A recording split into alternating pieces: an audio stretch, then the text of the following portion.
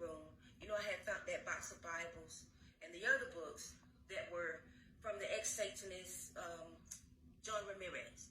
And then there was actually another book too from somebody I don't know, because I really didn't even study that book, but it was from a current Satanist. He was still practicing witchcraft.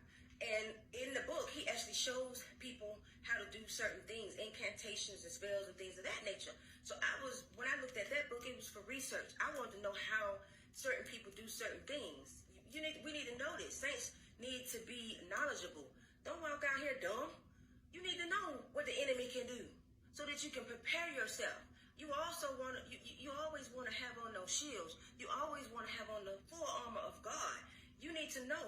Somebody can give you a pie, welcome you to the neighborhood, and put a spell on it or something. You just never know what people are up to these days. And even though it sounds fictional and it sounds like something that you see on television, it's actually people that do these things.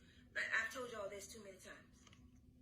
So reading those books were giving me knowledge and teaching me how this guy could get away with this. Because as I stated before, I never knew that humans could do such powerful, have so much power over another human being and be in a whole nother city or state. They could actually do this from afar.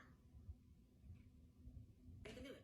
So I was learning about those things. I was learning about like I said, reading those books, and I read the Bible, and I remember the Holy Spirit telling me, it was something I had gotten confused about when I was reading.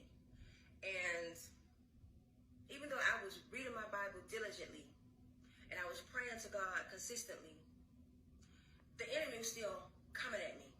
And I knew it. I knew that he was still coming at me because I was still having these bad dreams. And I was still thinking about my ex. He was still popping in and out of my mind.